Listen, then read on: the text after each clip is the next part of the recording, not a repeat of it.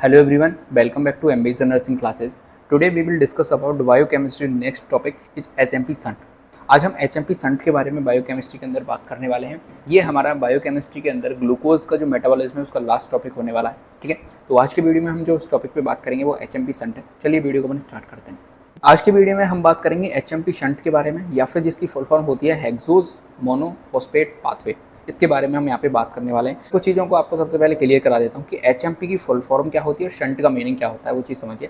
HMP की full form आपको यहाँ पे दिख रही है हेक्सोज मोनोफॉस्फेट पाथवे, ठीक है, और लास्ट में शंट जुड़ा हुआ। शंट का जो मीनिंग होता है वो होता है किसी चीज़ को क्या करना, बाईपास करना। ठीक है, जैसे मान के चलिए कोई रोड है, ठीक है, ये रोड है आपके सिटी की रोड है, ठीक है, मान के चलिए इसके ऊपर क्या आ गया, कोई ब्लॉकेज आ गया। ठीक है, अब ब्लॉकेज आ गया लेकिन हमें डेस्टिनेशन हमारी यहाँ, चले हम यहाँ से हैं और डेस्टिनेशन हमारी यहाँ है। अब ये रोड यहाँ आगे क्या चल के होगी, ये ब्लॉक, लेकिन हमें यहाँ पे क्या करना होगा, एक बाईपास बना देते हैं अपन। ये बाईपास हमने यहाँ पे बना दिया। ठीक है, ये जो बाईपास बना है इस बाईपास को ही मेडिकल टर्मिनोलॉजी या फिर साइंस की भाषा में क्या कहते हैं, शंट कहते हैं। ठीक है, दूसरी बात चीज़ आप समझिए, इसको आप रोड ना मान के इसको आप हार्ट की आर्टरी समझिए। ठीक है, हार्ट की आर्टरीज होती हैं और आर्टरीज के अंदर क्या हो जाती है, किसी चीज़ तरह की ब्लॉकेज आ जाती है, तो उस ब्लॉकेज को खत्म करने के लिए एक शंट डाला जाता है। मेडिकल की टर्मिनोलॉजी में आपको पता होगा, एक शंट डाला जाता है और शंट को ही कहते हैं अपन बाईपास सर्जरी करना। हार्ट की बाईपास सर्जरी हुई है।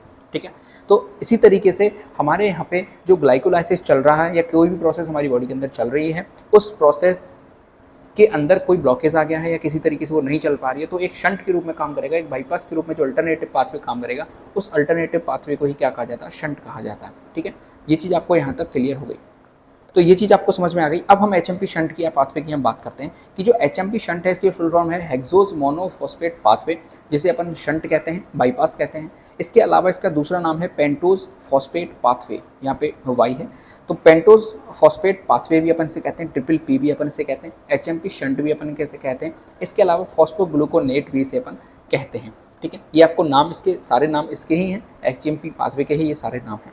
इसके अलावा हम बात कर रहे हैं कि ये अल्टरनेटिव पाथवे है, लेकिन अल्टरनेटिव पाथवे है, बाईपास है। आखिर ये किस प्रोसेस का बाईपास है, तो ये अल्टरनेटिव पाथवे है किसका, ग्लाइकोलाइसिस का। ग्लाइकोलाइसिस के अंदर हम जानते हैं कि किसका मेटाबॉलिज्म होता है, ग्लूकोज का मेटाबॉलिज्म होता है, और ग्लूकोज आगे सिट्रिक एसिड साइकिल के अंदर जाता है, देन हमें क्या प्रोवाइड कराता है, ATP प्रोवाइड कराता है।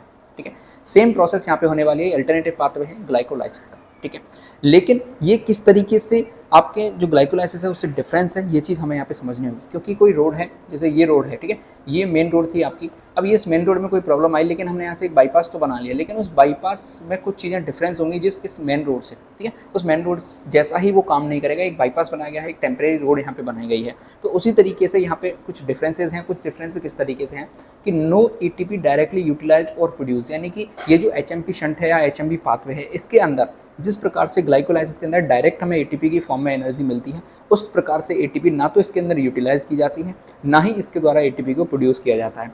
जैसे हम ग्लाइकोलाइसिस के अंदर हमें पता है कि सबसे पहले 2 ATP हमें उसके अंदर इन्वेस्ट करनी पड़ती है, उसके अंदर यूटिलाइज होती हैं 2 ATP, देन हमें ATP फॉर्म होकर देती है, हमें ATP के रूप में एनर्जी प्रोवाइड होती है। लेकिन यहाँ पे ना तो डायरेक्टली एनर्जी को या फिर हम कहीं ATP को यूटिलाइज किया जाएगा, ना तो इन्वेस्ट किया जाएगा, और ना ही हमें ATP की फॉर्म में डायरेक्ट एनर्जी प्रोड्यूस होने वाली है, मिलने वाली है। ठीक है, तो फिर हमें एनर्जी किसके फॉर्म में मिलेगी, तो यहाँ पे हमें एनर्जी मिलेगी NADPH के फॉर्म में।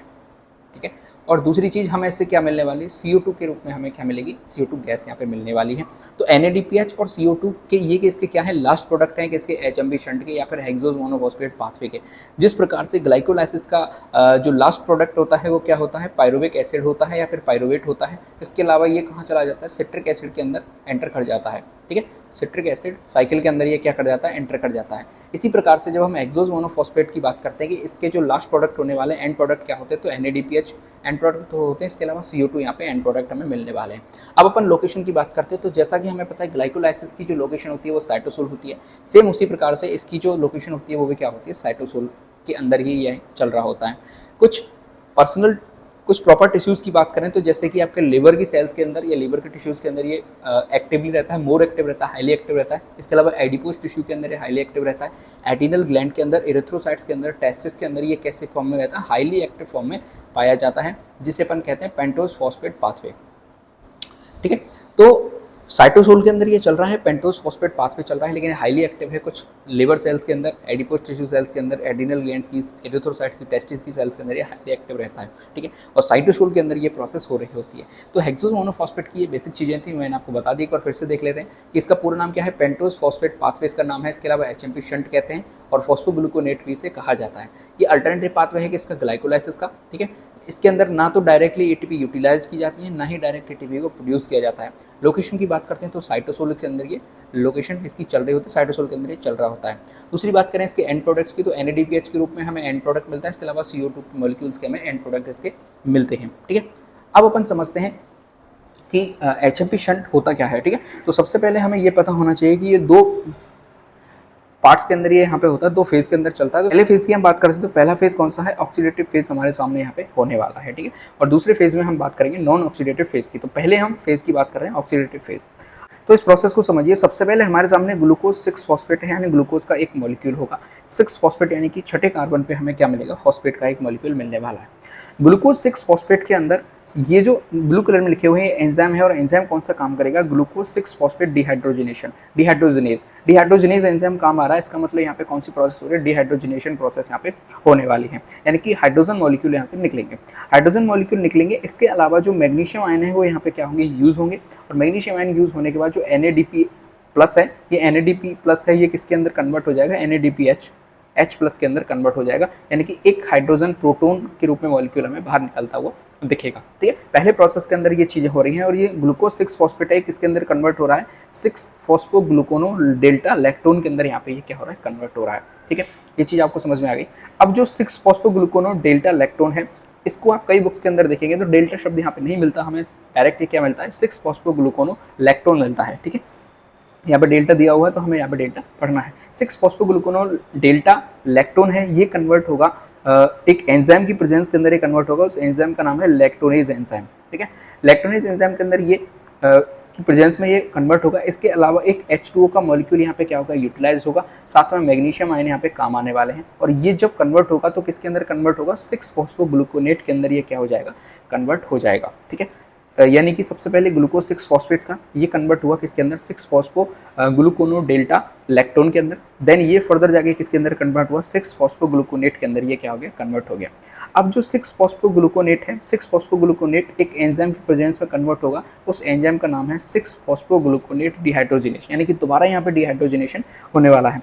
अब डिहाइड्रोजिनेशन होगा तो फिर से NADP प्लस है वो किसके अंदर कन्वर्ट हो जाएंगे, NADPH H प्लस के अंदर कन्वर्ट हो जाएंगे, और फिर से H प्लस मॉलिक्यूल्स को रिलीज कर दिया जाएगा। दोबारा से Mg2 प्लस आयन यहाँ पे काम आने वाले हैं। और साथ ही साथ ये जो CO2 का मॉलिक्यूल आपको यहाँ पे दिख रहा है, ये CO2 का मॉलिक्यूल क्या हो जाएगा, यहाँ से बाहर निकल जाएगा। ये CO2 हमें बाहर निकलती हुई दिखाई दे रही है, ठीक है। तो दो बार डिहाइड्रोजनेशन हुआ। सबसे पहले स्टेप के अंदर डिहाइड्रोजनेशन हुआ तो NADP प्लस किसके अंदर कन्वर्ट हुए, NADPH H प्लस के अंदर कन्वर्ट हुए। दोबारा से डिहाइड्रोजनेशन हुआ तो NADP दोबारा किसके अंदर कन्वर्ट हुए, NADPH H प्लस के अंदर कन्वर्ट हुए। और जो 6 फॉस्फोग्लूकोनेट था, 6 फॉस्फोग्लूकोनेट है वो किसके अंदर कन्वर्ट हो गया, डी राइबोलोज 5 फॉस्फेट के अंदर क्या हो गया, कन्वर्ट हो गया। डी और एल का मतलब क्या होता है कि जो आपके ग्लूकोज शुगर्स होती हैं वो डी फॉर्म और आल फॉर्म, डी फॉर्म और एल फॉर्म प्रदर्शित करती हैं।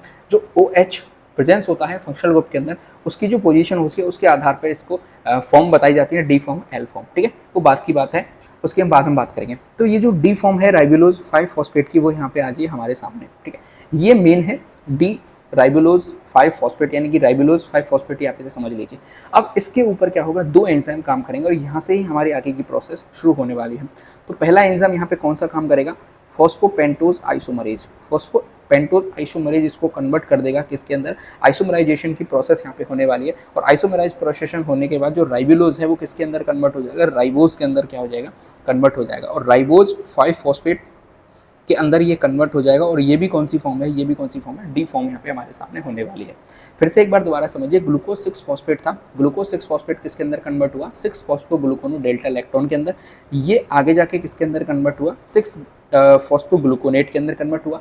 6 फॉस्फोग्लूकोनेट किसके अंदर कन्वर्ट हुआ, राइबोलोज 5 फॉस्फेट के अंदर कन्वर्ट हुआ। इनके अंदर आइसोमराइज एंजाइम काम आएगा, आइसोमराइजेशन प्रोसेस होगी। और जो राइबोलोज है वो किसके अंदर कन्वर्ट हो जाएगा, राइबोज के अंदर कन्वर्ट हो जाएगा, राइबोज 5 फॉस्फेट के अंदर कन्वर्ट हो जाएगा।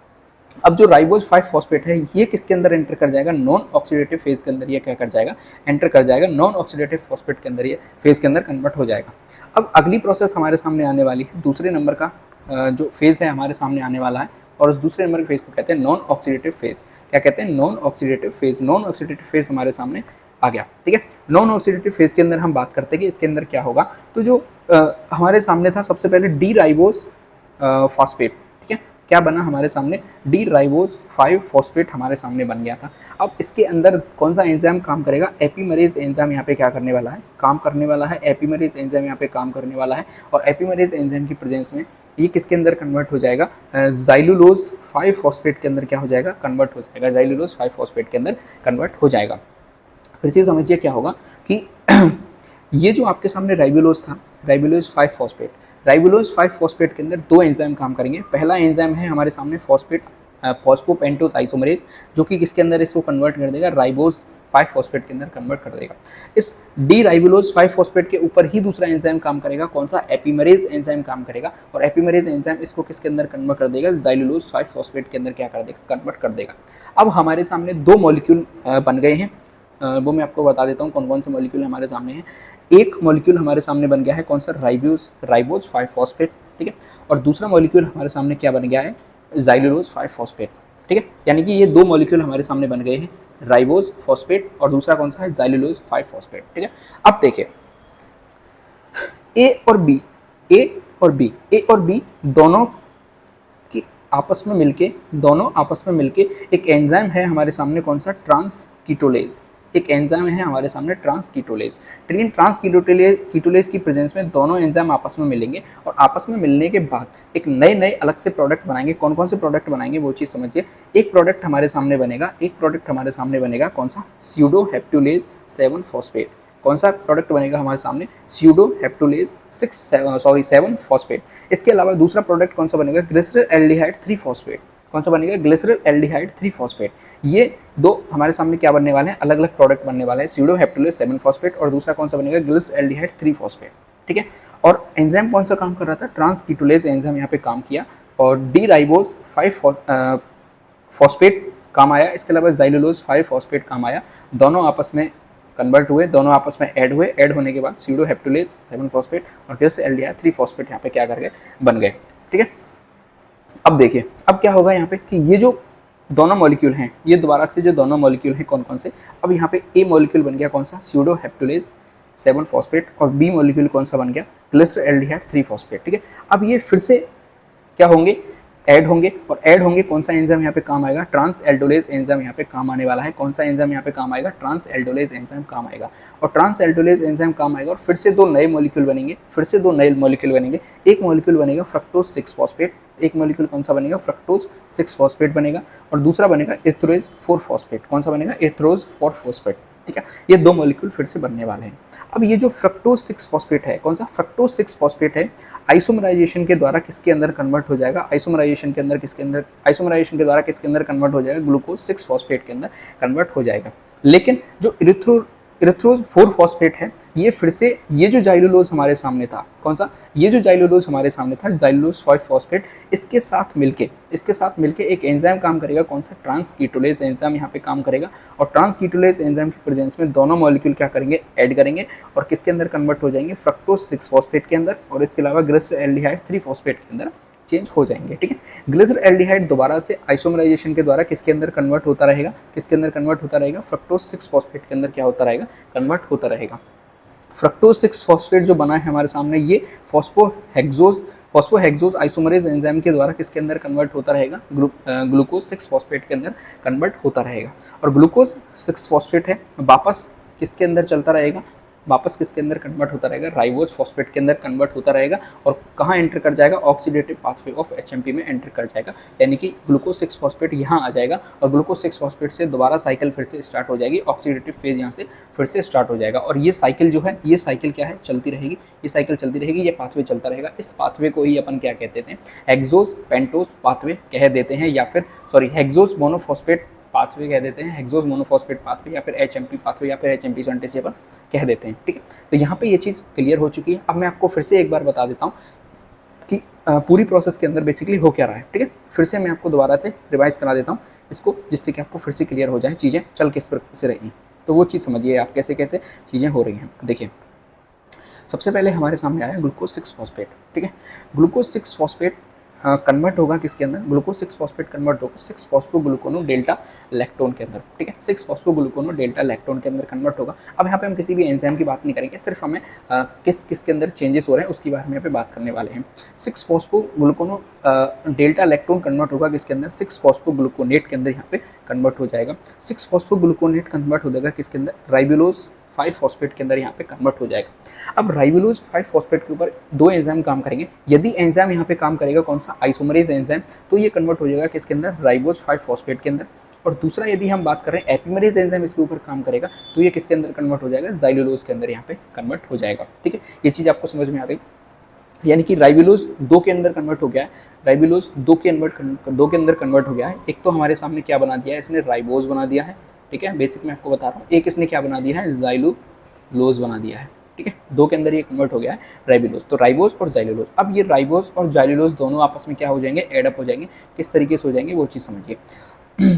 जो राइबोज है और क्या है, जाइलुलोज है, दोनों आपस में एडअप होंगे। एडअप होने के बाद जो एंजाइम काम करेगा, कीटोलेज एंजाइम काम करेगा और ये किसके अंदर कन्वर्ट हो जाएंगे, स्यूडोहेप्टुलेज 7 फॉस्फेट के अंदर। इसके अलावा ग्लिसरल एल्डिहाइड 3 फॉस्फेट के अंदर ये कन्वर्ट हो जाएंगे। ठीक है, स्यूडोहेप्टुलेज 7 फॉस्फेट और ग्लिसरल एल्डिहाइड 3 फॉस्फेट वापस से एडअप हो जाएंगे और एडअप किसके प्रेजेंस में होंगे, ट्रांस एल्डोलेज की प्रेजेंस में एडअप होंगे। और एडअप होने के बाद क्या बनेगा, फ्रक्टोज 6 फॉस्फेट बनेगा और दूसरा क्या बनेगा, एथरोज 4 फॉस्फेट बनेगा। ठीक है, फ्रक्टोज 6 फॉस्फेट किसके अंदर कन्वर्ट होता रहेगा, ग्लूकोज 6 फॉस्फेट के अंदर कन्वर्ट होता रहेगा। लेकिन जो एरिथ्रोज 4 फॉस्फेट है, ये जो जाइलुलोज बना था, ठीक है, ये जाइलुलोज के साथ मिलकर क्या बनाएगा, दोनों आपस में एडअप होंगे और एडअप होने के बाद फ्रक्टोज 6 फॉस्फेट बनेंगे और ग्लिसरल एल्डिहाइड 3 फॉस्फेट बनता रहेगा। एंजाइम कौन सा काम आएगा यहाँ पे, ट्रांसकीटोलेज एंजाइम यहाँ पे काम आएगा। अब ये जो ग्लिसरल एल्डिहाइड 3 फॉस्फेट है, ये किसके अंदर कन्वर्ट होता रहेगा, ये कन्वर्ट होता रहेगा किसके अंदर, फ्रक्टोज 6 फॉस्फेट के अंदर। ठीक है, और फ्रक्टोज 6 फॉस्फेट आइसोमराइजेशन प्रोसेस के द्वारा किसके अंदर कन्वर्ट होता रहेगा, ग्लूकोज 6 फॉस्फेट के अंदर कन्वर्ट होता रहेगा। यानी कि जो राइबोज है, ये जो राइबोज है वापस से घूम घाम के कहाँ पे आ गया हमारे सामने, ग्लूकोज 6 फॉस्फेट के अंदर चेंज हो गया। अब जो ग्लूकोज 6 फॉस्फेट है ये वापस से कहाँ एंटर कर जाएगा, ग्लूकोज 6 फॉस्फेट है वापस से कहाँ एंटर कर जाएगा, ऑक्सीडेटिव पाथवे ऑफ एचएमपी में एंटर कर जाएगा। यानी कि ग्लूकोज 6 फॉस्फेट वापस से यहाँ पे आके हमारे सामने दोबारा खड़ा हो गया। जैसे ही ग्लूकोज 6 फॉस्फेट है यह हमारे सामने बना, ग्लूकोज 6 फॉस्फेट ये ऑक्सीडेटिव पाथवे ऑफ एचएमपी में एंटर करेगा और ग्लूकोज 6 फॉस्फेट वापस से साइकिल यहाँ से स्टार्ट होकर फिर से डीराइबोस फॉस्फेट पर आ जाएगी और ये प्रोसेस पूरी यहाँ से चल के फिर से कहाँ जाएगा, ग्लूकोज 6 फॉस्फेट के अंदर ये कन्वर्ट होता रहेगा। तो इस तरीके से ऑक्सीडेटिव और नॉन ऑक्सीडेटिव पाथवे हैं ये चलते रहेंगे और साइकिल जो है कंप्लीट होती रहेगी। आई होप ये जो साइकिल है आपको क्लियर हो गई होगी, मैं ऐसी आशा करता हूँ। और आपको ये समझ में नहीं आए तो फिर से आप वीडियोज़ को देखिए, आपको जरूर से ये चीज़ें क्लियर हो जाएंगी। ठीक है, आगे देखिए। अब हम रिएक्शन की बात कर देते हैं कि आखिर ओवरऑल जो रिएक्शन है वो किस प्रकार से हो रही है। तो ओवरऑल रिएक्शन को यदि हम रिप्रेजेंट करें तो किस प्रकार से अपन रिप्रेजेंटेशन कर सकते हैं कि 6 मॉलिक्यूल हमारे सामने किसके थे, ग्लूकोज 6 फॉस्फेट के थे। 12 NADP प्लस हमने लगाए, 2 प्रोसेस के अंदर NADP लगे, एक यहाँ पे लगे और एक यहाँ पे लगे, यानी कि 6 NADP 2 प्रोसेस के अंदर लगे हैं। तो 2 प्रोसेस के अंदर टोटल कितने NADP लगे, 12 NADP प्लस लगे और उनका डिहाइड्रोजनेशन के द्वारा किसके अंदर कन्वर्ट हो गए, 12 NADPH के अंदर यहाँ पे कन्वर्ट हो गए हमारे सामने। इसके अलावा 6 मॉलिक्यूल किसके लगे हैं, H2O के लगे हैं। अब मिला हमें सामने क्या है, 6 CO2 के मॉलिक्यूल मिल गए, 12 NADPH मिल गए, 12 प्रोटॉन्स मिल गए हमें और 5 मॉलिक्यूल किसके मिल गए, ग्लूकोज 6 फॉस्फेट के मिल गए। यानी कि लगाए हमने कितने थे, 6 थे और मिले कितने हमें, 5 यहाँ पे मिले हैं। इसके अलावा हमें मिल क्या गया है, 6 जो CO2 मिले हैं, यानी कि एक मॉलिक्यूल ग्लूकोज का जो कम हुआ है, इसके जो 6 कार्बन थे वो किसके अंदर कन्वर्ट हो गए, 6 CO2 के अंदर कार्बन में भाग ले लिया उन्होंने। ठीक है, अब अपन बात करते हैं किसकी, यहाँ पे इंपॉर्टेंस ऑफ पेंटोज, किसकी बात कर रहे हैं, इंपॉर्टेंस ऑफ पेंटोज, यानी कि पेंटोज की आखिर क्या इंपॉर्टेंस है। तो इंपॉर्टेंस ऑफ पेंटोज की हम यहाँ पे बात करते हैं तो देखिए राइबोज 5 फॉस्फेट है हमारे सामने, यानी कि राइबोज शुगर है। ये राइबोज शुगर किस प्रकार की शुगर है, एक पेंटोज प्रकार की शुगर है। तो ये पेंटोज हैं या फिर जो इसके डेरिवेटिव्स होते हैं are useful for the synthesis of nucleic acid, यानी कि या तो पेंटोज शुगर ले लीजिए या फिर जो इसके जो डेरिवेटिव्स होते हैं वो न्यूक्लिक एसिड के सिंथेसिस में हेल्प करते हैं, चाहे वो RNA हो या फिर DNA हो, दोनों न्यूक्लिक एसिड हैं और दोनों ही कैसे हैं, पेंटोज शुगर हैं, राइबोज शुगर हैं और इनके सिंथेसिस में ये हेल्प करते हैं पेंटोज शुगर। इसके अलावा कुछ न्यूक्लियोटाइड की सिंथेसिस में भी हेल्प करते हैं, जैसे कि आपका ATP हो गया, NAD+ हो गया, FAD हो गया या फिर कोएंजाइम A हो गया। तो ये पेंटोज की क्या है, इंपॉर्टेंस है। ठीक है। आगे अपन देखते हैं इंपॉर्टेंस ऑफ NADPH की NADPH की क्या इंपॉर्टेंस होती है। तो NADPH की हम बात करते हैं तो NADPH हमेशा किसके काम में आता है, biosynthesis of fatty acid and steroid, यानी कि फैटी एसिड या फिर स्टेरॉइड के बायोसिंथेसिस में क्या काम आता है, NADPH का यूज़ होता है एज अ एनर्जी के सोर्स के रूप में, ठीक है। इसके अलावा जो HMP शंट है is more active in the tissue concern with lipogenesis, ठीक है, यानी कि जो लिपोजेनेसिस की प्रोसेस होती है, लिपिड के फॉर्मेशन को क्या कहा जाता है, लिपोजेनेसिस कहा जाता है। तो जो HMP शंट है, लिपोजेनेसिस की प्रोसेस जिन टिश्यूज़ के अंदर हो रही होती है उनके अंदर जो HMP शंट है मोर एक्टिव रहता है, ज़्यादा सक्रिय रहता है। और एग्जाम्पल की बात करें तो जैसे एडिपोज टिश्यू है, इसके अलावा लिवर की जो सेल्स होते हैं, लिवर के जो टिश्यू होते हैं उनकी जो सेल्स होते हैं उनके अंदर जो HMP शंट है मोर एक्टिव होता है, ज़्यादा एक्टिव होता है। क्यों? क्योंकि वहाँ पे लिपोजेनेसिस की प्रोसेस चल रही होती है। और लिपिड क्या होते हैं, फैटी एसिड होते हैं, स्टेरॉइड्स होते हैं, ये सारे क्या है, लिपिड्स ही होते हैं। इसके अलावा हम बात करते हैं detoxification of drugs. Detoxification of drugs की जो प्रोसेस चल रही होती है वो लिवर के अंदर चल रही होती है। तो लिवर के अंदर जब ये प्रोसेस चल रही है तो सीधी सी बात है कि लिवर सेल्स के अंदर क्या काम करेगा, यहाँ पे NADPH की यहाँ पे नीड होगी।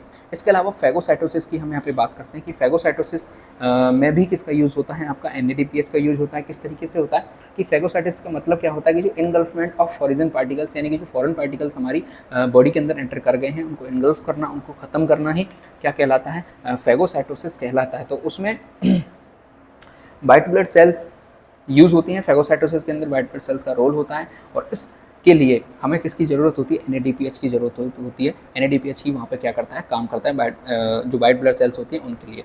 तो इस तरीके से पेंटोज की हमने क्या देख ली, इंपॉर्टेंस देख ली। इसके अलावा NADPH की क्या इंपॉर्टेंस होती है वो भी हमने देख ली। और इससे हमें मिलता क्या है, 6CO2 भी मिलता है हमें साथ में। तो NADPH हमें ज़रूरी था वो हमने देख लिया, पेंटोज शुगर हमें ज़रूरी था वो हमने देख लिया। तो इस तरीके से जो आपका HMP शंट है या फिर जो हेक्सो मोनोफॉस्फेट पाथवे है ये यहाँ पे हो जाता है कंप्लीट। आई होप आपको वीडियो अच्छी लगी होगी। अगर वीडियो अच्छी लगी है तो चैनल को वीडियो अच्छी लगी है तो लाइक जरूर करें, चैनल को सब्सक्राइब जरूर कर लें। देश से प्यार करें, माता पिता से प्यार करें। जय हिंद।